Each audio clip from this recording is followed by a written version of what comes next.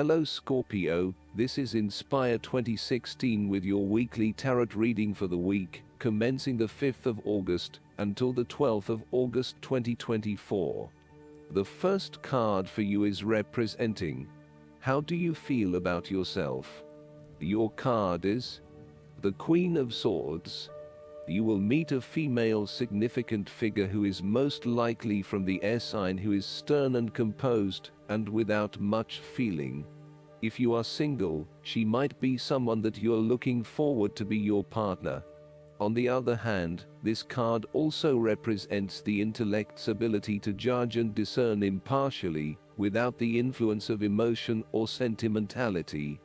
She likes to know the how, what, why, where, when and who of everything to help her make sense of her environment and to better understand others. It is not that she does not care about others, but she connects to other people through an intellectual understanding, rather than an emotional understanding. The Queen of Swords is a sign that you need to be independent in thought and in judgment.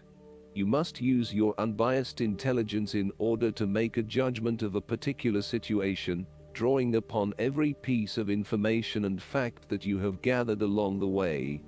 Empathy or compassion towards others may distract you from the task at hand, so it is important that you think with your head and not with your heart at this particular time.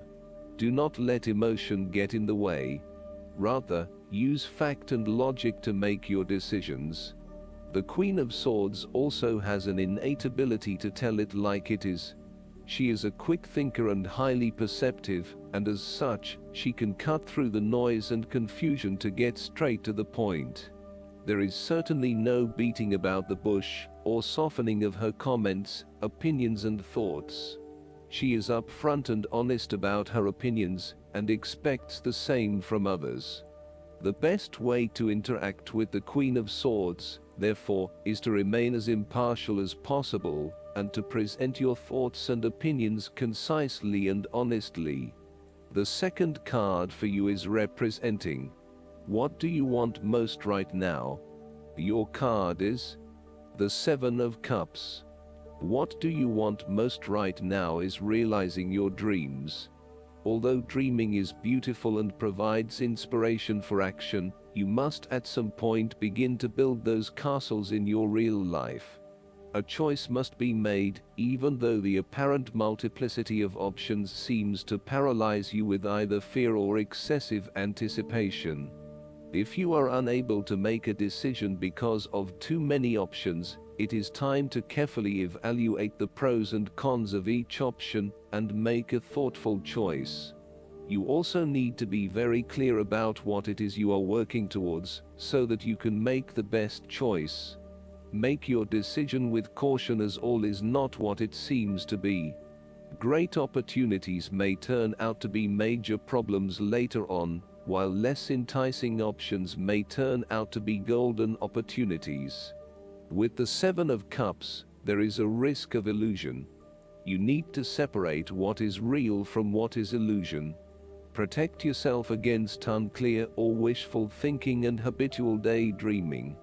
Oftentimes, this card shows choices and plans that have little or no basis in reality. With so many choices presented to you, it is easy to be swayed to that cup containing the snake of jealousy and cunning. Since this card is from the suit of cups, the temptation is likely to be sexual or emotional in nature, the one-night stand, the extramarital affair, and all those other things that seem innocent and pleasurable at the time they are undertaken.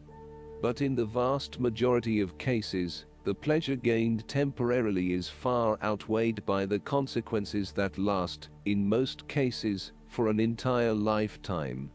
The third card for you is representing your fears. Your card is the Four of Pentacles. You are afraid of losing money. You are haunted by a fear of poverty that compels you to be materialistic. You are extremely defensive and self-protective materially and emotionally, fearful of opening up and trusting other people. You are very reluctant to spend money, and you are keeping a very tight rein on your cash.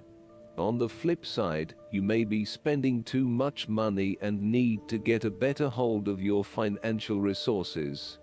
You have spent your time recently focused on career building and material acquisitions, rather than your relationships. This approach to life has been quite successful financially, but is very limiting when it comes to connecting authentically with others. You have created a prison for your time and your energy by building up this solid wall of work and financial responsibilities, and will need to release and escape from this to some extent if you want to focus on more personal issues. The important thing to realize is that success in your career is beneficial, but only to a point. You may need to examine your life and determine what you can give up, particularly in terms of effort and time put towards work and other similar activities, so that you can have more energy available for developing personal relationships. The Four of Pentacles asks you to loosen your hold on your need for security and stability, and step outside your comfort zone. While it will feel a bit shaky at the start, this is an important step in your personal development. The fourth card for you is representing what is going for you. Your card is the Nine of Pentacles. You have worked hard to get here, so now, sit back and relax and enjoy some of life's luxuries. You deserve it. Do not be afraid to splurge, indulge or pamper yourself, particularly if it is as a reward for all of your hard work. Treat yourself to a special occasion, to simply celebrate the journey you have been on to achieve your goals, and to re-energize yourself for the next phase. You are close to reaching completion, so acknowledge this and then prepare for what will come after. Sometimes, however, the Nine of Pentacles can indicate that you are close to reaching your goal, but you have not yet made it. So, as a result, you may want to stick to your program and continue sacrificing until you have reached that goal. You are showing great self-discipline and self-control to ensure you get to where you want to be. Whilst the Suit of Pentacles typically focuses on material wealth and gain, the Nine of Pentacles also suggests that you are in harmony with the nature that is around you. You have an appreciation for the beauty and abundance found in nature, and you are able to harness this energy to bring pleasure into your life. You may enjoy gardening or floristry, or you may simply like to pass your time in the beauty of nature with picnics or walks in the park. The Nine of Pentacles can indicate a time of restraint, poise and grace. The figure in the card is very ladylike and refined. She lives a comfortable, luxurious lifestyle, and is able to keep herself looking nice. This is a time when you need to carry yourself with grace and refinement, and to be tactful and diplomatic in your dealings with others. The fifth card for you is representing what is going against you. Your card is the Six of Pentacles. Be very careful about who you lend your money to, especially if you, yourself, are in financial trouble. While a generous spirit is a wonderful quality, you need to ensure that you are able to support yourself whilst helping others. You may have a tendency to spend or give away more than you can afford to. Be careful with the amount of debt that you get into. It is possible with the Six of Pentacles that you are getting in over your head, and it will soon come back to bite you in excessive interest rates or personal threats if you are unable to pay it back in time. Be wary, too, of get-rich-quick schemes that are more likely to leave you with a hole in your pocket than a pile of cash. The Six of Pentacles sometimes reflects the selfish side of charity. In some cases, people give to others not for the benefit of the other, but for the benefit of themselves. Be careful that you are not trying to prove to others that you are generous because you can give to the poor or the needy. Aim to give selflessly rather than selfishly. In a relationship reading, the Six of Pentacles suggests that one partner is doing a lot of the taking, but not a lot of the giving, thus creating an inequality in the relationship. You need to be careful that your generous spirit is not being taken advantage of, and that you are not always the one making compromises for your partner's benefit. The last card for you is representing the likely outcome that you may have. Your card is the Six of Cups. You want to return to the happy memories of your past, whether as a child, teenager, or adult. Oftentimes, though, these memories are indeed a thing of the past and reflect aspects of your life that have since vanished. You may feel that the only way to connect to this happiness is to escape into the past, where you can reflect on your happy and beautiful memories instead of dealing with current challenges. This is fine if you are simply taking a walk down memory lane, but it is important that you live in the present and accept your current circumstances, rather than always living in the past. Oftentimes, there is nothing wrong with looking back at the good times for inspiration when things are not going so well. In the midst of change and crisis, the Six of Cups suggests that looking back at what you have endured is a good way to assure yourself that, whatever trials lay ahead, you will meet them, and you will overcome them as you overcame others. You need to take time out to heal, look back on the past, and all the good that lies there. During this period of reflection, there is no need to focus on the negative. Instead, bring all of the positive energy from the past into your present and your future. The fallen cups are now full and upright again, but with blooming flowers that cannot be spilled or washed away. Now that you have looked back, the way forward will be clear and enlightening.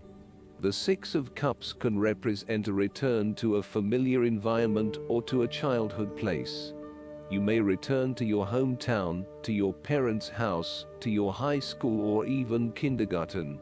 You could be going to a high school reunion or reconnecting with a childhood acquaintance. A teenage sweetheart or past lover may turn up again. Allow yourself positive, nostalgic memories of childhood, friends, and family. If you can, spend time with younger people. Last but not least, the guidance card for you is the Memories. This card guides you to reflect on happy memories as you look back on your life. Remembering the good times can elicit those joyful feelings and help you focus upon the love instead of pain. If you are grieving the loss of a loved one, feeling glad for the time that you did spend together is especially helpful. Your guidance includes honoring these memories through a photo album or scrapbook, through a memorial contribution or celebration, or by writing your memoirs in an autobiographical book or article. If you experience recurring challenging flashbacks, it may be time for you to work with a counselor who's specially trained in trauma therapy. This professional can help you shed the shadow of the past in a way that's healthy and promotes growth. I hope that you enjoy everything, and if you like the reading, just please click subscribe and you will get instant notifications every time we publish a new video right to your YouTube. Thanks.